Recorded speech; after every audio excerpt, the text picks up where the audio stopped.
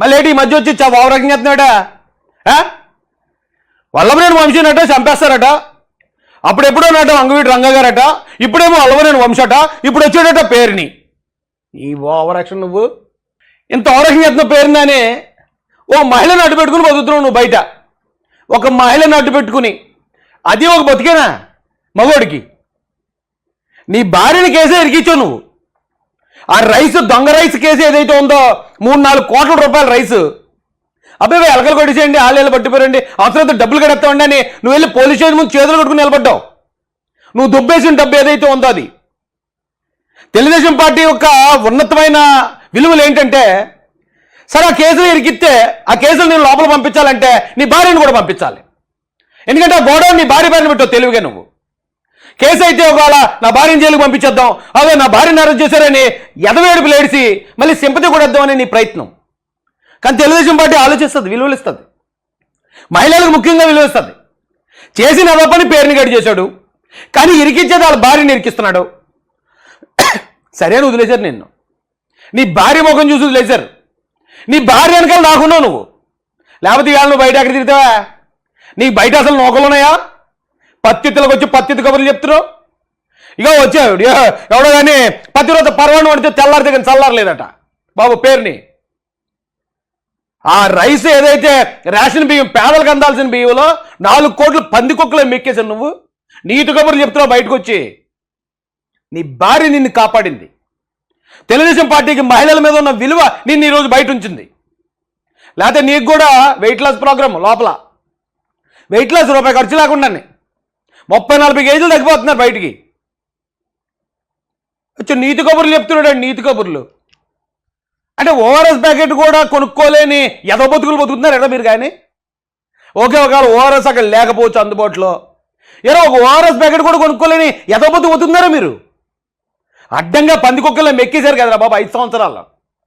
5 సంవత్సరాల పాటు ఈ రాష్ట్ర ప్రజల కష్టార్జితాన్ని కోట్లు, 100 కోట్ల రూపాయలు మెక్కేశారు కదా. ORS packet కొనుక్కోలేకపోతున్నారా? కొనుక్కోలేని ఎదబతుకు బతుకున్నారా పేరుని? వంగవీటి రంగా గారి మరణాన్ని ఎలాగైతే తెలుగుదేశం పార్టీకి ఆపాదించేశారో, ఇప్పుడు మేము వల్లభనేని వంశీని కూడా లేపేసి తెలుగుదేశం పార్టీ మీద వేస్తామని హింట్ ఇస్తున్నాడు మా వాడు, మా అన్న. అంతే కదా? ఇప్పుడు నిజంగా వంగవీటి రంగా గారి హత్యలో తెలుగుదేశం పార్టీ ప్రమేయం ఉందంటే వంగవీటి రాధా గారు తెలుగుదేశం పార్టీలో ఉంటారా? ఆ రోజున తెలుగుదేశం గవర్నమెంట్లో ఆయన చంపేసి, అది ఇదిగో గవర్నమెంట్ తెలుగుదేశం కాబట్టి ఖచ్చితంగా ఇగో తెలుగుదేశమే చంపేసిందని చెప్పి ఆ ముద్రేసి గెలిచేసారు అప్పుడున్న ప్రత్యర్థులు. ఇప్పుడు కూడా వల్లభనేని వంశీ జైలుకి వెళ్ళిపోయి దగ్గుతున్నాడు, తుమ్ముతున్నాడు, ఏదో వాంతులు చేసుకుంటున్నాడట, అన్నీ జరుగుతున్నాయి. అదేమన్నా సెంటిమెంట్ ఏమైనా పండుతుందేమో అని సింపతి స్టార్లు వెయిటింగ్ ఇక్కడ, వైసీపీ సింపతి స్టార్లు. ఎందుకంటే వీళ్ళు సింపతి మీదే బతుకుతారు, సింపతి మీద వచ్చారు, శవం మీద వచ్చింది పార్టీ. ఇప్పుడు ఆ సింపతి కోసం ట్రై చేస్తున్నారు. సో సింపతి రావాలంటే వల్లభనేని వంశీని లేపేస్తే ఇది బ్లేమ్ తెలుగుదేశంకి వెళ్ళిపోద్ది, వైసీపీకి మేలు జరుగుతుందంటే వాళ్ళు వంశీని కూడా లేపేస్తారు. వీళ్ళు సొంత బాబాయిని లేపేసిన వాళ్ళు. వల్లభనేని వంశీ వాళ్ళు లెక్క కాదు వీళ్ళకి. అమ్మ వల్లభనేని వంశీ గారి భార్య గారైన వదినమ్మ పంకజశ్రీ గారు, మీ భర్త ప్రాణాన్ని మీరు వైసీపీ వాళ్ళ దగ్గర నుంచి కాపాడుకోండి. తెలుగుదేశం పార్టీ వాళ్ళు ఈ భర్త ప్రాణానికి ఏమీ ప్రమాదం ఉండదు. అతను చేసిన తప్పులకి చట్టపరంగా శిక్ష అనిపిస్తాడు, చట్టపరంగా జైల్లో ఉంటాడు తప్ప అతని ప్రాణానికి హాని తలపెట్టే ఆలోచన తెలుగుదేశం కార్యకర్తలకు కానీ తెలుగుదేశం నాయకులకు కానీ ఉండదు. ఈ ప్రాణాలు తీసేసి ఎదుటోళ్ళ మీద వేసేసే లక్షణం ఈ వైసీపీ వాళ్ళలోనే ఉంది. ఆ వైసీపీ వాళ్ళ నుంచి నీ భర్త ప్రాణాలను కాపాడుకో. మాజీ మంత్రి ఒకరిని అరెస్ట్ చేసుకొస్తే అచ్చెన్నాయుడు గారిని, ఇప్పుడు వాళ్ళు అనొచ్చు పేరు నాని నీకంటే వయసులో పెద్దడు కదా, మంత్రి చేశాడు రాయేష్, ఆడు ఈడని అంటున్నావు ఎందుకని. నేను ఒక అన్న అనుకుని భావించి అంటాను, అది వేరే విషయం అనుకోండి. మరి అచ్చెన్నాయుడు గారిని ఈడంటున్నాడు, ఆడు ఈడని. తప్పు చేయనోడిని అరెస్ట్ చేయడానికి, తప్పు చేసినోడిని అరెస్ట్ చేయడానికి తేడా తెలియని ఈ పేరుని కానీ లాంటి మరి ఎలా ఇస్తామండి గౌరవం మనం? తప్పు కేసు పెట్టారు అచ్చెన్నాయుడు గారి మీద. ఇక్కడ వల్లభనేని వంశీ ఏం మాట్లాడాడో, ఎలాంటి పనులు చేశాడో, ఎలాంటి దారుణమైన పదజాలంతో మహిళల్ని ఆల్మోస్ట్ అలా చంపేశాడండి మానసికంగానే. ఏం తప్పులు చేశాడు తెలుసు కాబట్టే కదా ఈ రోజున ఎవడన్నా ఒక్కడని రోడ్డు ఎక్కడా? వల్లభనేని వంశీ కోసం మా వంశాలన్నా మీరు అన్యాయంగా అరెస్ట్ చేశారు అని ఒక్కడైనా రోడ్డు ఎక్కడా? ఒక్కరి దగ్గరైనా సానుభూతి చూసామా మనం? సిగ్గు లేకుండా ఎలా వస్తున్నా ఇంకా రోడ్డు మీదకి పేరుందని. నిజంగా ఎవడన్నా సిగ్గునోడైతే నీళ్ళు లేని బావి చూసి అందులో దూకి సత్తాడు. ఎందుకంటే అరే నా భార్యను అడ్డు పెట్టుకోవడం వల్ల నా భార్య ముఖం చూసి నన్ను బయట వదిలేరు వేళ అని చంద్రబాబు నాయుడు గారు కాళ్ళు గడిగా ఆ నీళ్ళు అట్టుకెళ్ళి నెత్తిమీద చల్లుకుంటాను. నీ భార్య కాపాడింది నిన్ను. సిగ్గు ఎక్కువ లేకుండా ఇంకా బయటకు వచ్చి పెద్ద పత్తిలో కబుర్లు చెప్తున్నావు నువ్వు. మీకు ఒక మాట చెప్తానండి, వంశీ గారు ఈ రోజున అనారోగ్యంతో ఉన్నారు, బాధపడుతున్నారు, అది నేను చూస్తున్నాను. కానీ దానికి తెలుగుదేశం పార్టీకి ఏం సంబంధం లేదు. తెలుగుదేశం పార్టీ చంద్రబాబు నాయుడు గారు కానీ లోకేష్ గారు కానీ మరొకరు నాయకులు ఎవరైనా సరే తప్పు చేసిన చట్టపరంగా మీరు అదుపులో తీసుకోండి. అక్కడ దాకానే ఆర్డర్స్ ఉన్నాయి. తప్పు చేసిన జైల్లో పెట్టారు. కానీ ఆ తర్వాత వచ్చే అనారోగ్యం ఏదైతే ఉందో అది తెలుగుదేశం పార్టీ ఇచ్చిన శిక్ష కాదు. వల్లభనేని వంశీ చేసిన తప్పుకి దేవుడు ఇచ్చిన శిక్ష అది. ఎందుకంటే ఓ చంద్రబాబు నాయుడు గారో లేకపోతే లోకేష్ గారో ఓ రాజమాసాన్ని తలుచుకుంటే ఎవరికన్నా అనారోగ్యం రప్పించగలవా? అనారోగ్యం వచ్చిందంటే ఎవరి వల్ల వస్తుంది? అది దేవుడి నిర్ణయం వల్ల వస్తుంది. సో ఇతను మాట్లాడిన మాటలకి ప్రభుత్వం జైల్లో పట్టడం దాకా అనే శిక్ష ఇస్తే, కానీ ఇతను మాట్లాడిన మాటలకి ఆ జైల్లో పట్టడం అనే శిక్ష సరిపోదు, అంతకు మించిన శిక్ష ఉండాలి అని చెప్పి దేవుడు భావించి అతనికి అనారోగ్య రూపంలో ఇచ్చాడు అనుకోవాలి. అందుకే అతనికి అనారోగ్యం ఉన్నా, రక్తవాంతులు అయ్యాయన్నా, మరొకటి అయిందన్నా, ఇంకోటి అయిందన్నా ఒక్కడంటే ఒక్కడికి కూడా జాలి కలగట్లేదండి. కలగదండి. తప్పు చేసినోడు శిక్ష అనుభవిస్తూ ఉంటే జనాలు చప్పట్లు కొడతారు తప్ప జాలి పడరండి. చేసిన తప్పుల తీవ్రతను బట్టి ఉంటుంది. ఆ రోజున ఇదే చంద్రబాబు నాయుడు గారిని అరెస్ట్ చేశారు. 100 కోట్లు, ఏదో 300 కోట్లు, 200 కోట్లు, 70 కోట్లు, అయ్యి బాబోయ్ ఇంక అంత లేదు ఇంత లేదు అన్నారు. ఎవడన్నా నమ్మాడా జనం? దేశ విదేశాల్లో, ఈ రాష్ట్రంలో కాదు, దక్షిణాది రాష్ట్రాల్లో కాదు, విదేశాల్లో కూడా ప్రజలందరూ బయటకు వచ్చి ఆయన వల్ల మేమందరం బాగుపడ్డారా ఎదవల్లారా, ఆయన జైల్లో పడతారా బుద్ధి లేని గాడిదెళ్ళారని చెప్పి మొత్తం ప్రపంచం అంతా గడ్డెట్టింది ఎదవల్లారా. మీకు ఇంకా సిగ్గు లేకుండా బయటకు వస్తారు.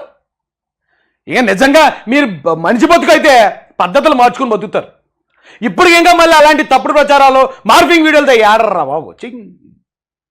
ఏడుపు.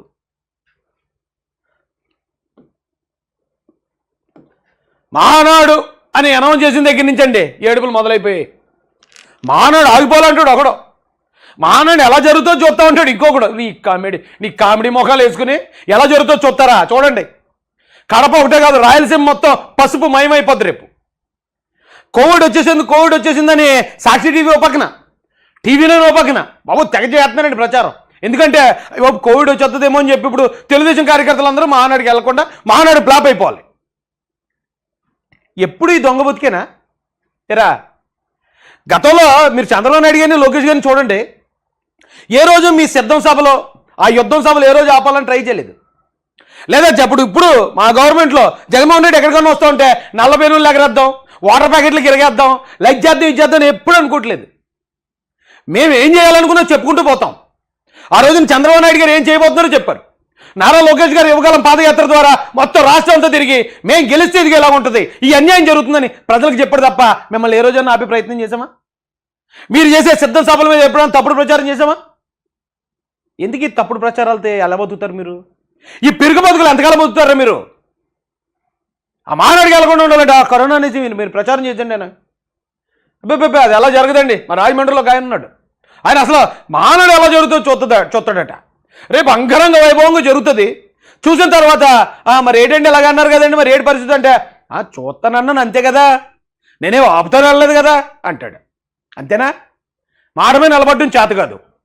ఓ మాట వేళ మాట్లాడిన మాట రేపు ఉండదు. మీరు నాయకులుగా చలామణి అయిపోతూ ఉంటారు, మేము బజరు కొట్టుకుంటూ ఉంటాం చెక్కలు పట్టుకుని. ఈ బతుకులు మార్చుకుంటారా బాబు ఇప్పటికన్నా. తెలుగుదేశం కార్యకర్తలందరికీ కూడా నేనేం చెప్పక్కర్లేదండి. నేను నిన్నగాక మన పార్టీలోకి వచ్చినోడిని. 40 సంవత్సరాల నుంచి పార్టీలో ఉన్న ఉద్దండులు ఉన్నారు తెలుగుదేశం పార్టీలో. వాళ్ళకి మహానాడు అంటే ఆ మహానాడు అనేదే పండగ. మిగతా పండుగలన్నీ పక్కన పెట్టి ఈ పసుపు పండగే అసలైన పండుగ వాళ్ళకి. రేపు మొత్తం రాయలసీమను కమ్మేపోతుంది పసుపు. చూడండి, పసుపు దళం పాద గంటికలతో రాయలసీమ మొత్తం పులకరించబోతుంది. ఆ స్థాయిలో జరుగుతుంది.